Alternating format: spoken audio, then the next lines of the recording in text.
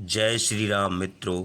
आप श्री हनुमान जी महाराज की वीडियो देख रहे हैं तो वीडियो को लाइक कर दें।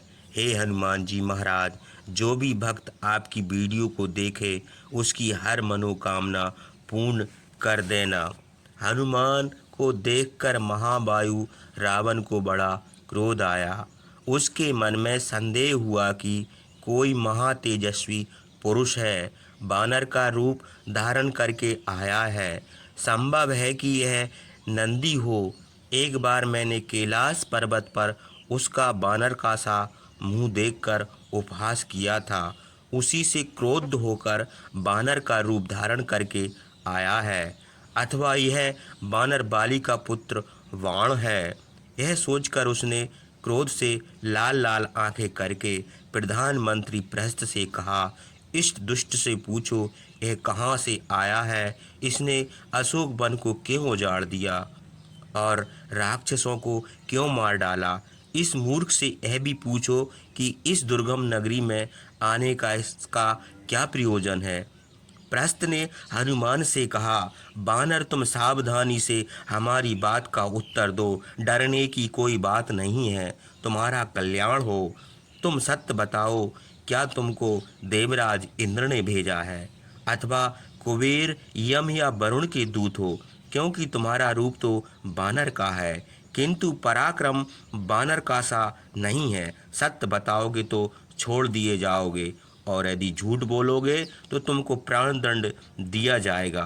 प्रहस्त के यह पूछने पर महावीर हनुमान ने रावण से कहा, मैं इंद्र, यम, वरुण, कुबेर अथवा विष्णु का दूत नहीं हूँ। मैं बानर हूँ। यह मेरा स्वाभाविक रूप है। तुमको देखने के लिए यहाँ आया हूँ। इसी प्रयोजन से मैंने अशोक वन को उजाड़ दिया है। जो राक्षस मुझसे युद्ध करने गए उनसे अपनी रक्षा के लिए मैंने युद्ध किया। देवता और दानव भी मुझे अस्त्रपात से नहीं बांध सकते। पितामह ब्रह्म ने मुझे यह वर दिया है। मैं तुमको देखने के लिए अपनी इच्छा से अस्त्र पास में बंध गया हूँ। हे राक्षस राज, मैं महातेजस्वी रामचंद्र का दूत हूँ। यह आप विश्वास कीजिए। अब मैं आपके हित की बात कहता हूँ, उन्हें सुनिए। महापराक्रमी रावण को देखकर हनुमान को भय नहीं हुआ। वे निडर होकर बोले, राजन, बानरों के राजा सुग्रीव की आज्ञा से मैं तुम्हारे पास आया हूँ। उन्होंने मित्र भाव से तुम्हारी कुशल पूछी है। तुम्हारे ऐहिक और परलौकिक कल्याण के लिए जो धर्म युक्त संदेश उन्होंने भेजा है वह सुनो। महाराज दशरथ अयोध्या के राजा थे। वे इंद्र के समान तेजस्वी थे। उनके पास चतुरंगिणी सेना थी। वे पुत्र के समान प्रजा का पालन करते थे। महाबायु महातेजस्वी रामचंद्र उनके ज्येष्ठ पुत्र हैं। पिता की आज्ञा से छोटे भाई और स्त्री के साथ दंडक वन को आए हैं। वे धर्मात्मा हैं। उनकी प्रिय पत्नी सीता को जनस्थान से कोई हर ले गया है। वे दोनों राजकुमार सीता को ढूंढते ढूंढते ऋषिमुख पर्वत पर आकर सुग्रीव से मिले। सुग्रीव ने सीता का पता लगाने की प्रतिज्ञा की और रामचंद्र ने सुग्रीव को वानर राज दिलाने की। राजकुमार रामचंद्र ने बाली को मारकर सुग्रीव को वानरों का राजा बना दिया। महाबलवान बाली को तुम अच्छी तरह जानते हो। महात्मा रामचंद्र ने एक ही बाण से उनको मार डाला। सुग्रीव ने सीता को ढूंढने के लिए झुंड के झुंड वानर सब दिशाओं में भेजे हैं। उनकी आज्ञा से लाखों करोड़ों वानर पृथ्वी, आकाश और पाताल पर्यंत सीता को ढूंढ रहे हैं। उन वानरों में कोई गरुड़ के समान और कोई वायु के समान शीघ्रगामी है। सब वानर महापराक्रमी और वेगवान हैं। उनकी गति कहीं नहीं रुकती। उन्हीं में से एक मैं भी हूँ। मैं पवन का पुत्र हूँ। मेरा नाम हनुमान है। सीता को ढूंढने के लिए 100 योजन समुद्र पार करके आया हूँ। यहाँ मैंने सीता को देखा। हे महाप्रज्ञ, तुमने धर्मशास्त्र पढ़ा है, तपोबल से महान ऐश्वर्य प्राप्त किया है। तुमको दूसरे की स्त्री हरना उचित नहीं है। यह बड़े अनर्थ का कारण है, धर्म के विरुद्ध है। इससे समूल विनाश हो जाता है। ऐसा काम तुम्हारे जैसे बुद्धिमान पुरुषों को ना करना चाहिए। एकता और दानव भी उनके बाणों के सामने नहीं ठहर सकते। तीनों लोकों में ऐसा कोई नहीं है जो रामचंद्र को अप्रिय करके सुख से रह सके। अतएव तुम सीता को दे दो। मैं जो कहता हूँ वह शास्त्र और धर्म के अनुकूल है, इसलिए मेरी बात मानो। मैंने सीता को तुम्हारे घर में देखा है। जो काम दुर्लभ था वह सिद्ध हो गया। अब जो करना है उसे रामचंद्र करेंगे। सीता शोक से व्याकुल है। उनको अपने घर में पंचमुही सांपन के समान समझो। सब देवता और दानव मिलकर भी उनको छिपा नहीं सकते। जैसे विष मिला हुआ अन्न कोई नहीं पचा सकता। तुमने तप करके दीर्घायु और ऐश्वर्य प्राप्त किया है, उसे दूसरे की स्त्री हरण रूप में अधर्म करके नष्ट न करो। तुम देवताओं और दानवों से अवध हो, यह भी तपोबल का ही प्रभाव है। किंतु हे राजन, कपिराज सुग्रीव देवता, यक्ष अथवा राक्षस नहीं है, वे वानर जाति के हैं और रामचंद्र मनुष्य हैं। यद्यपि तुम उनसे अपने प्राणों की रक्षा कैसे कर सकते हो? धर्म का फल सुख और अधर्म का फल दुख है। पूर्वकृत धर्म से अधर्म का नाश नहीं होता, अधर्म का फल अवश्य मिलता है। तुमने जो तप किया था उसका फल मिला। अब दूसरे की स्त्री हरण करके जो अधर्म किया है उसका भी फल शीघ्र ही मिलेगा।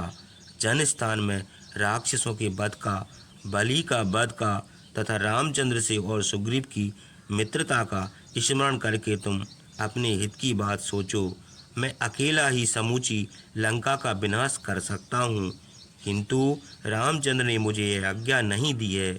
उन्होंने सीता का हरण करने वाले शत्रु को अपने हाथों से मारने की प्रतिज्ञा की है।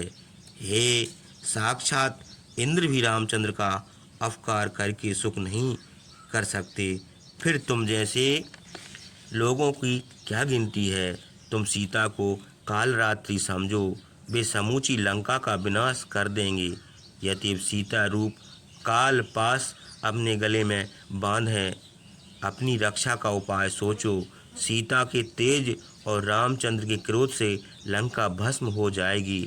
अपने दोष से मित्र मंत्री भाई बंधु पुत्र स्त्री हितैषी सुख भोग और लंकापुरी का विनाश ना कराओ।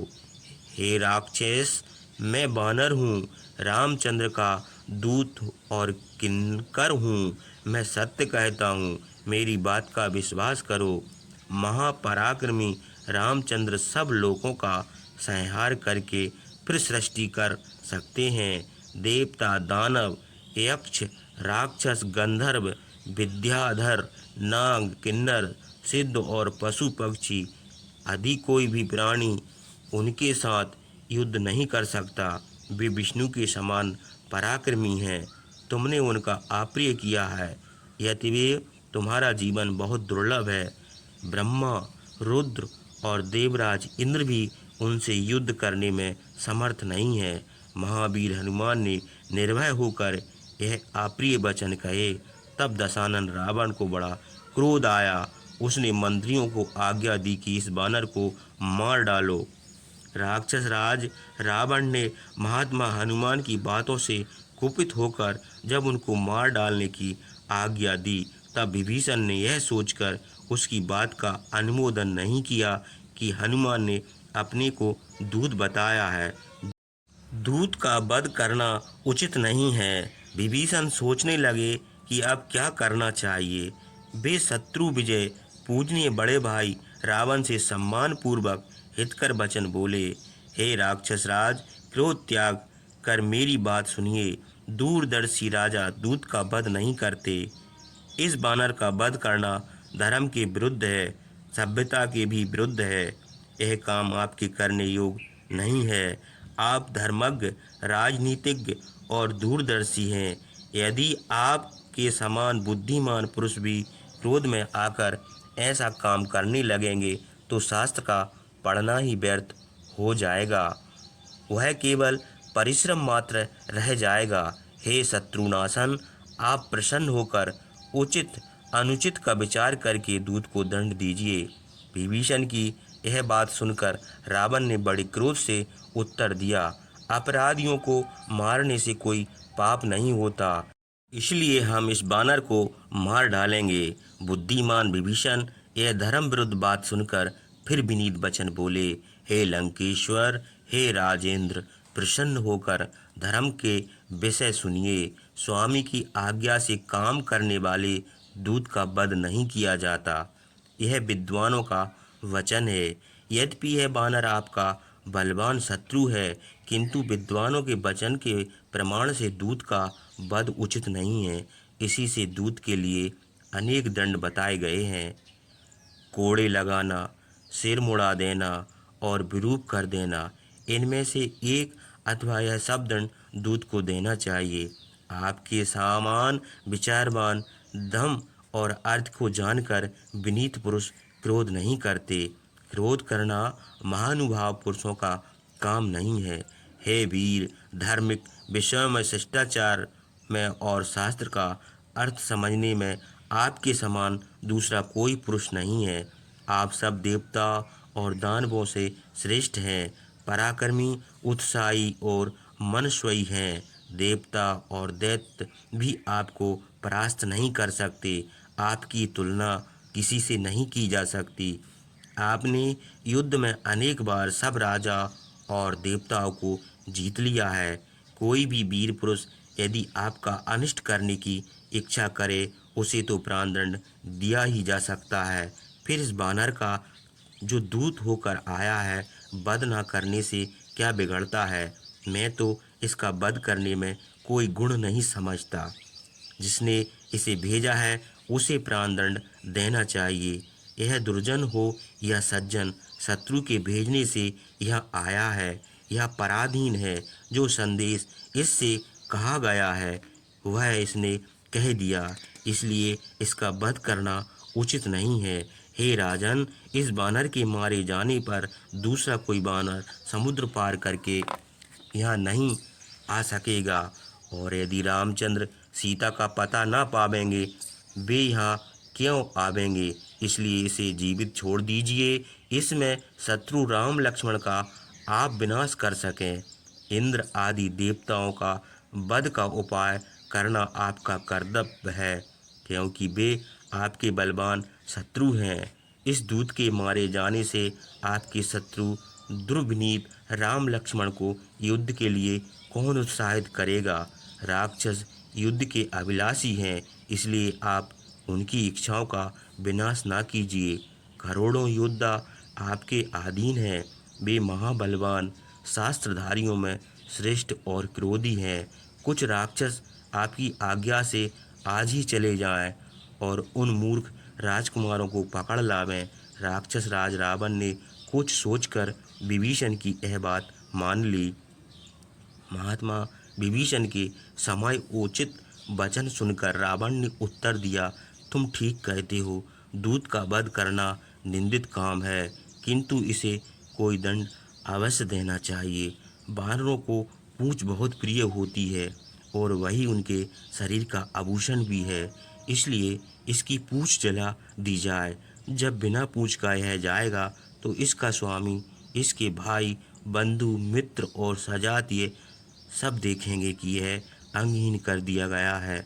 विभीषण से यह कहकर रावण ने राक्षसों को आज्ञा दी कि इसकी पूंछ में आग लगाकर इसे नगर में घुमाओ। आज्ञा पाते ही राक्षसों ने हनुमान की पूंछ में कपड़े लपेट दिए। वीर हनुमान ने उसी प्रकार अपनी देह बढ़ाई जैसे सूखा ईंधन पाकर आग बढ़ती है। राक्षसों ने उनकी पूंछ पर तेल छोड़कर आग लगा दी। तब हनुमान जलती हुई पूंछ से राक्षसों को मारने लगे। क्रोध के मारे उनका मुंह प्रातः काल के सूर्य के समान तेजस्वी हो गया। राक्षसों ने उनको फिर मजबूती से बांधा। हनुमान को देखकर बूढ़े, बच्चे और स्त्रियां बहुत प्रसन्न हुई। वीर हनुमान ने सोचा कि बंधे रहने पर भी राक्षस मेरा कुछ बिगाड़ नहीं सकते। मैं बंधन तोड़कर इन सबको मार सकता हूँ। मैं अकेला ही इन सबका विनाश कर सकता हूँ। किंतु रामचंद्र के काम के लिए यह सब सह रहा हूँ। मैंने रात में लंका को अच्छी तरह नहीं देखा, इसलिए नगर में घूमकर सब स्थानों को देखने का यह अच्छा मौका है। महाबली हनुमान को नगर में घुमाने के लिए राक्षस ले चले। उनके पीछे शंख, तुरही और नगाड़े आदि बाजे बजते थे। उनको नगर भर में घुमाया गया। हनुमान ने लंका के बड़े ऊंचे घर, आंगन, मणियों से जड़े हुए चबूतरे, चौराहे, गलियां, बड़ी बड़ी सड़कें और घरों के गुप्त द्वार देखे।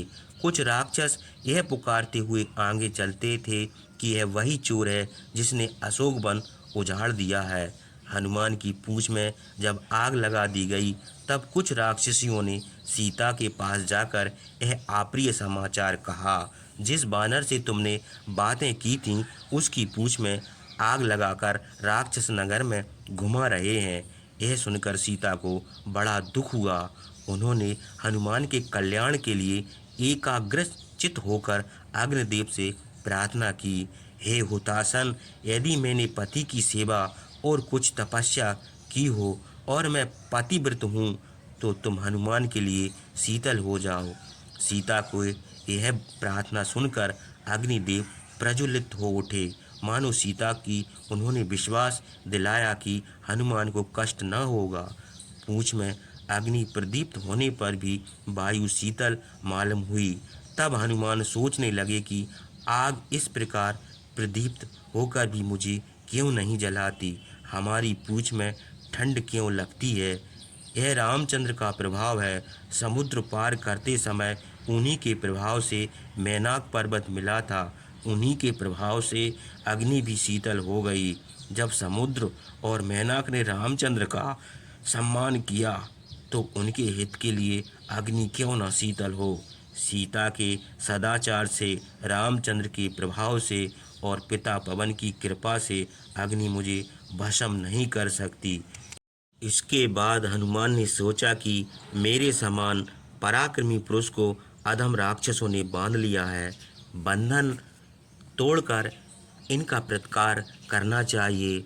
उन्होंने पहले अपनी देह बढ़ाकर पर्वत के समान रूप धारण किया, फिर बहुत छोटा रूप धारण करके बंधन से निकल गए। बंधन से छूटने पर वे फिर पर्वताकार हो गए और गरजकर पर्वत के समान ऊंचे फाटक पर कूद गए। फाटक पर एक लोहेमय परिघ रखा था, उसे लेकर वहां के सब राक्षसों को मार डाला। पूंछ में अग्नि प्रज्वलित होने से उस समय वे सूर्य के समान प्रकाशित हुए। हनुमान का कार्य सीता को देखना था, वह हो गया था, इसलिए उनका उत्साह भी बढ़ा था।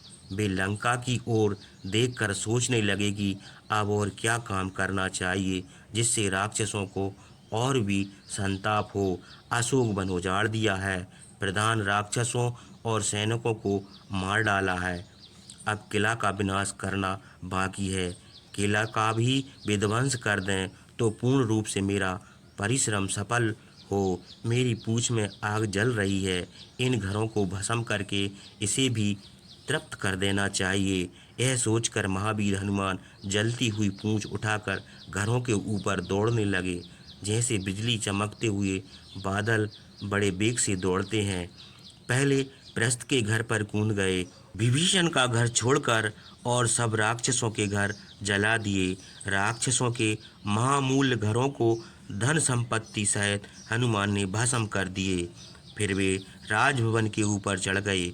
वह मेरु और मंदर पर्वत के समान ऊंचा था। वहाँ अनेक प्रकार के रत्न तथा मंगल पदार्थ थे। वीर हनुमान जलती हुई पूंछ से उस घर में आग लगाकर प्रलय काल के बादलों के समान गरजने लगे। वायु की सहायता से वह अग्नि बड़े वेग से बड़ी प्रलय काल की अग्नि के समान प्रचंड हो गई। सुवर्णमय गवाक्षों से शोभित महामूल रत्नों से भूषित ऊंचे घरों को भस्म करके पृथ्वी पर गिरने लगी। राक्षसों का उत्साह भंग हो गया। वे अपनी संपत्ति छोड़कर रोते हुए भागे।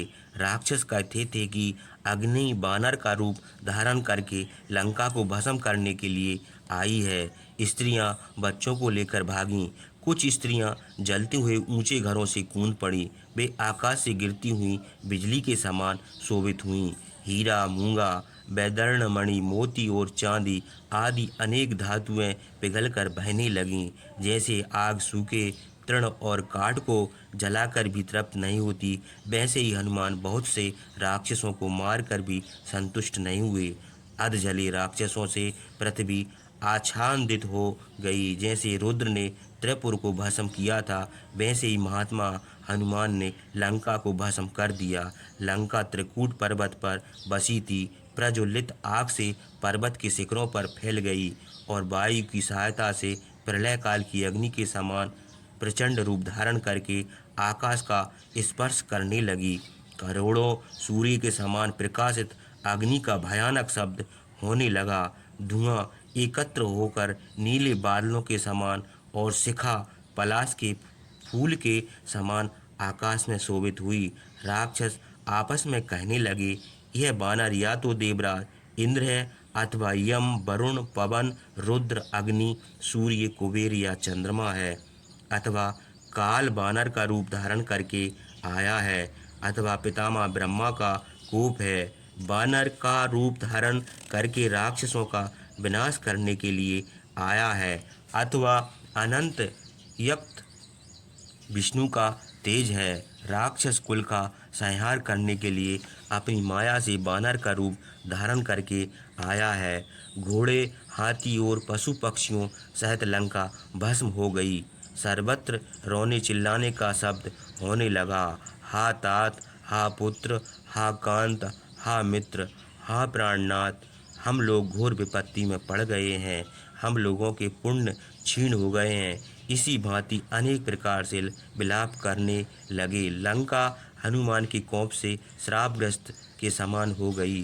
घबराए और डरे हुए राक्षसों से चारों ओर प्रज्वलित अग्नि के फैलने से लंका वैसी ही शोचनीय दशा हो गई जैसे प्रलय के समय रुद्र के कोप से पृथ्वी की हो जाती है। वीर हनुमान ने वन को उजाड़कर राक्षसों को मारकर और समूची लंका को जलाकर रामचंद्र का स्मरण किया।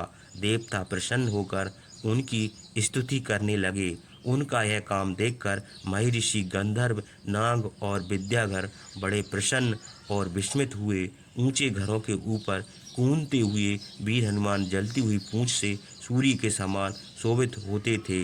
उन्होंने लंका को भस्म करके पूंछ की आग समुद्र में बुझा दी। लंका भस्म हो गई, यह देखकर हनुमान को बड़ा भय हुआ। उन्होंने सोचा कि मैंने लंका को भस्म करके बड़ा अनर्थ किया है, क्योंकि सीता भी जल गई होंगी। वे महात्मा पुरुष धन्य जो क्रोध को बुद्धि से उसी भांति रोक लेते हैं जैसे पानी से आग बुझा दी जाती है। क्रोधी मनुष्य कौन पाप नहीं कर सकता। गुरुजनों को भी हत्या कर डालता है, कठोर वचन कहकर सज्जनों का अपमान करता है।